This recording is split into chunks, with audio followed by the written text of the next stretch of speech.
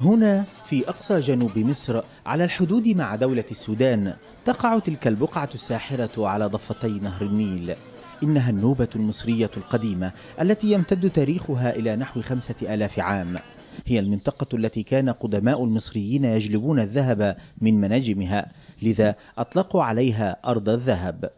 أهلها الطيبون تأثروا سلبيا ببناء السد العالي الذي أقامه الرئيس الراحل جمال عبد الناصر بهدف حماية مصر من الفيضان، فتعرضوا للتهجير مرتين. أهل النوبة تعرضوا لهجرتين أثناء بناء خزان أسوان وقبل بناء خزان أسوان، هجرة تمت في ظل حكومة في أيام الملك 1902 وما قبله. إنما الهجرة الثانية تمت في 1964 في ظل حكومة وطنية. هذه الحكومة هجرت النوبيين من أمام السد العالي إلى مركز نصر شمال كومومبو. فتواجد النوبيين حاليا موجودين جزء في بندر أسوان وجزء في مركز أسوان، دول بتوع هجرة 1902. 1964 دول في مركز نصر.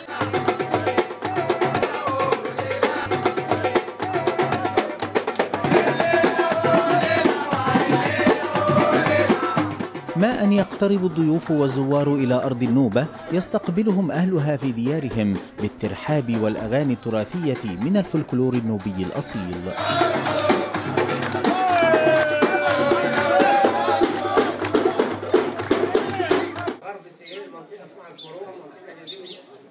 عندما دخلنا أحد البيوت استقبلنا هذا الوجه النوبي الخالص بابتسامة عريضة. تلك الجدة التي ارتسمت على وجهها قسمات الزمن حدثتنا عن ذكرياتها في هذا البيت العتيق وعن مدى ارتباطها بكل ركن من أركانه. بيت النوبي بالزمان يا ولدي، مش بتاعي أنا، بتاع أمي قايدين من أمي وأبوه. أمي البيت لما يتولد الاثنين دول كملته، الجوز كمل. أمي ولدت هنا، أمي أنا ولدت هنا. لما أنا أمي كبيرة ربيته وولدت كمان أنا ولدته، أنا قاعدة ده عجوزة من زمان يا ولد كام سنة.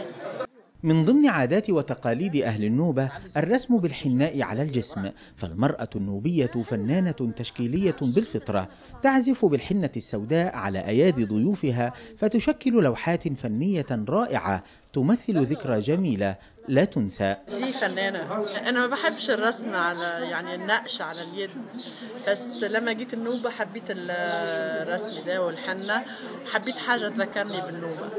الحفاوة والكرم من أهم سمات أهل النوبة القديمة، فأبواب بيوتهم مفتوحة دائما للغريب قبل القريب، وهداياهم قيمة من المنتجات التراثية القديمة المعبرة عن هويتهم وأصالتهم، بل ومهارتهم في صنع أعمال يدوية غاية في الجمال والروعة.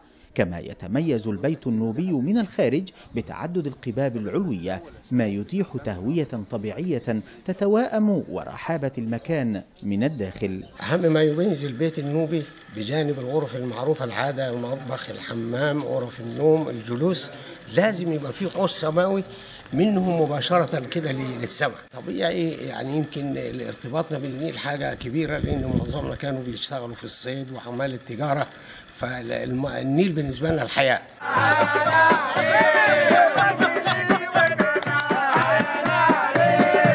وكما استقبلنا أهل النوبة بالترحاب في البداية، ودعونا أيضا بأغاني النوبة المميزة التي أبدا لم ولن تمحى من الذاكرة.